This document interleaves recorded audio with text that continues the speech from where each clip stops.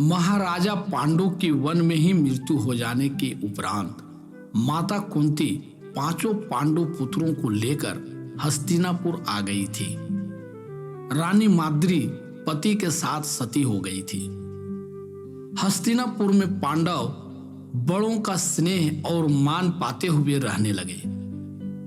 उनकी शिक्षा दीक्षा का प्रबंध भी भीष्म पितामह ने गुरु द्रोणाचार्य के संरक्षण में कर दिया। कौरव तथा पांडव एक ही प्रकार के खेल खेलते, पाठ पढ़ते और अस्त्रों का अभ्यास करते, परंतु पांडव भाई कौरवों की अपेक्षा सब कुछ शीघ्र सीख जाते और उन्हें होड़ में परास्त भी कर देते, चाहे वह तीर चलाने में हो, तैराकी में हो या कुश्ती में। इस प्रकार वे अपने पाठ भी याद रखते थे। कौरवों को पांडवों से उनके गुणों के कारण द्वेष होने लगा। दुर्योधन कौरवों में बड़ा था, उसे तो पांडव फूटी आंख भी न भाते थे। ज्यों-ज्यों वे बड़े होते गए, पांडव अपने कौरव भाइयों से सभी गुणों और शिक्षा में आगे बढ़ते गए। इसके साथ दुर्योधन का द्वेष भी बढ़ता गया। वह दिन रात पांडवों को नीचा दिखाने या उन्हें नष्ट ही कर देने के उपाय सोचने लगा। कई बार उसने खेल खेल में प्रयास भी किया, पर वह रहा हर बार असफल ही। दुर्योधन चाचा विदुर, गुरु द्रोणाचार्य, पितामह भीष्म, माता गांधारी आदि से पांडवों की प्रशंसा सुनते सुनते थक चुका था। उसे यह भी सहन नहीं होता था कि उसके सामने कोई पांडवों की प्रशंसा करे। परंतु अब तो नगर में चर्चा होने लगी थी। लोग कहते, देखो पांडव कैसे सुशील और सुयोग्य हैं। वे धर्मात्मा हैं और धर्म को जानने वाले हैं। उन्हें राज्य भी मिलना चाहिए, क्योंकि वे पांडु के पुत्र हैं। पांडु वन न जाते तो उनके ही पुत्र तो राज्य प्राप्त करते। महाराजा धृतराष्ट्र बड़े अवश्य हैं, पर नेत्रहीन होने के कारण वे राज्य के अधिकारी न तब हो सकते थे और न अब है। चलो वे राजा हैं तो रहे, पर अब तो कुरुवंशियों का यह राज्य पांडवों को मिल ही जाना चाहिए।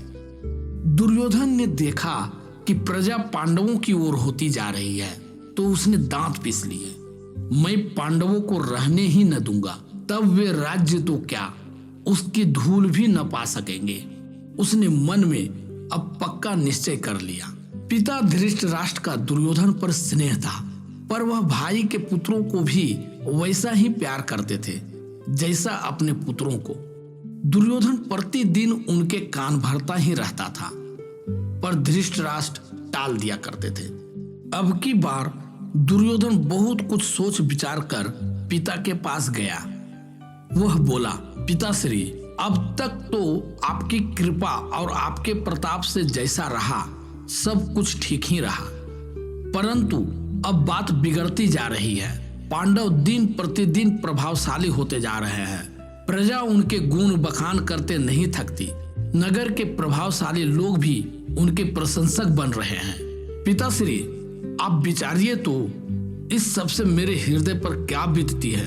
न मुझे खाना अच्छा लगता है, न सोना। पूरी पूरी रात मुझे जागते और करवटें बदलते ही बीत जाती है।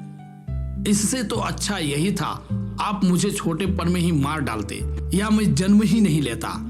नेत्रहीन धृतराष्ट्र पुत्र की बातों पर पिघलने लगे, पर कहने लगे, पुत्र, वे भी तो मेरे भ्राता के ही पुत्र हैं। मैं भी उनमें और तुम में अंतर कब करता हूं? तुम ही कहो, मैं करूं तो क्या करूं? दुर्योधन कहने लगा, पितामह भीष्म भी ऐसा ही कहते हैं, पर मैं जानता हूं कि वह क्या चाहते हैं। मेरी राय तो यही है कि आप किसी प्रकार पांडवों को हस्तिनापुर से कहीं और भेज दीजिए। शेष मैं देख लूंगा। जब पांडव यहाँ रहेंगे ही नहीं, तो प्रजा को वे न भड़का सकेंगे, न उनका कोई प्रभाव ही यहाँ रहेगा। इतनी देर में मैं सब कुछ ठीक कर लूंगा। पुत्र का प्रेम सबको होता है। धृतराष्ट्र मर्यादा से गिर गए। उन्होंने दुर्योधन की बात मान ली। 2-4 दिन के बाद राजा धृतराष्ट्र ने युधिष्ठिर से वर्णावत नगर की प्रशंसा करनी आरंभ कर दी। उन्होंने कहा, वह नगर अत्यंत सुंदर और मनोहर है।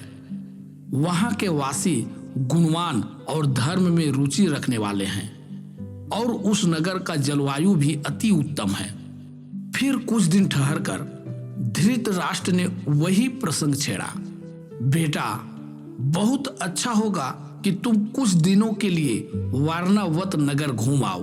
तुम्हारा मन भी बहल जाएगा और माता कुंती भी प्रसन्न हो जाएगी। तुम्हारे लिए वहां सब प्रबंध पहले ही कर दिया जाएगा। और हाँ, वहां अब शीघ्र ही बड़ा मेला लगने वाला है।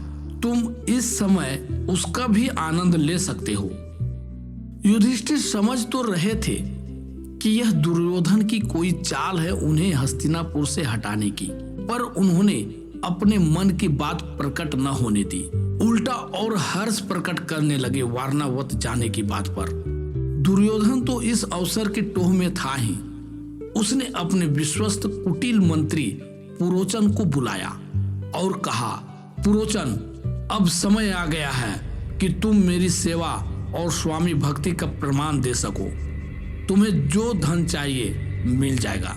तुम शीघ्र वारणावत जाओ और वहां एक सुंदर सुसज्जित भवन इस प्रकार तैयार कराओ कि वह चिंगारी देखते ही भभक उठे। उसके भीतर वास करने वाला कोई भी बच न सके और भवन के साथ ही जलकर भस्म हो जाए।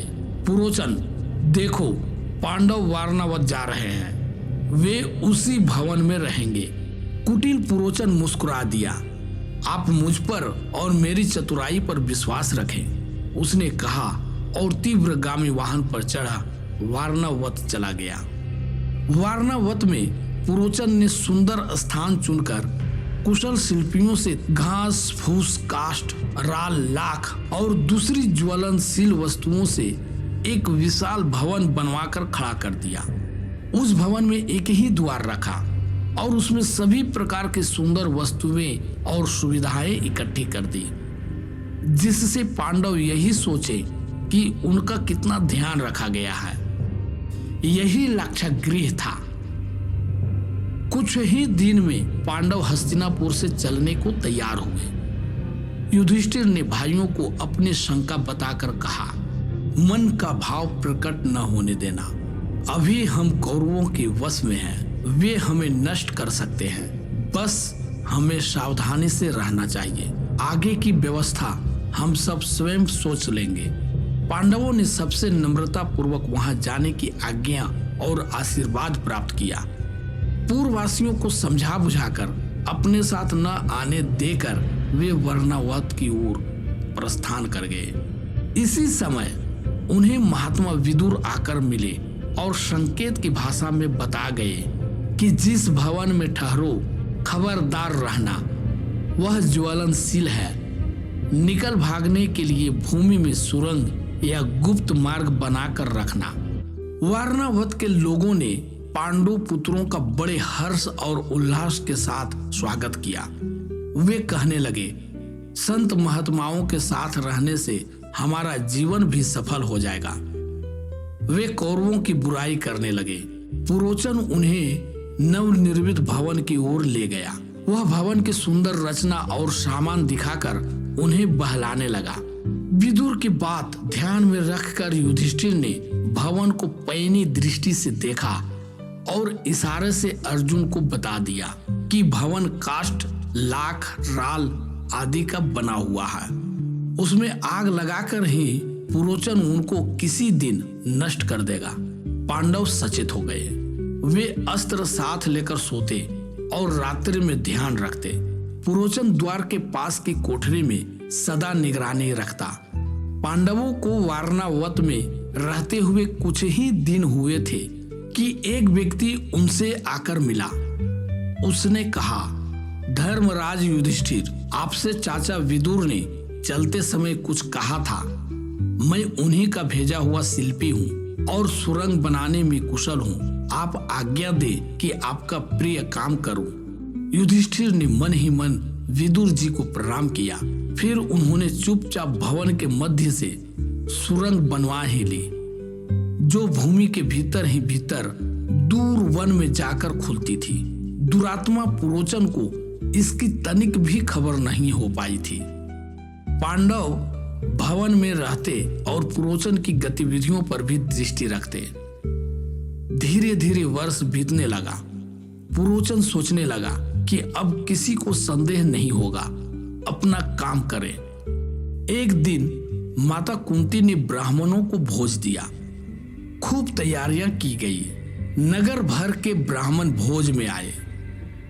रात्रि होते ही जब सब जाने लगे तो एक भीलनी भी अपने 5 पुत्रों को लिए उधर आ निकली। उसने भिक्षा प्राप्त करके भोजन किया, फिर वहीं पड़कर सब सो गए।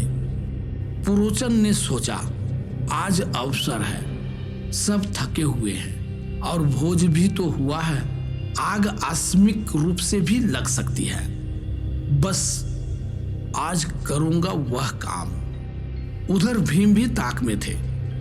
दुष्ट पुरोचन खा पीकर गहरी नींद में सोएगा, तभी हम भवन में आग लगाकर सुरंग से भाग निकलेंगे। उन्होंने भी योजना बना रखी थी। अर्धरात्रि को भीम ने भवन का द्वार बंद कर जहां पुरोचन सोता था वहां आग लगा दी। फिर उन्होंने भवन को स्थान स्थान पर आग दिखाकर उसे प्रज्वलित कर दिया।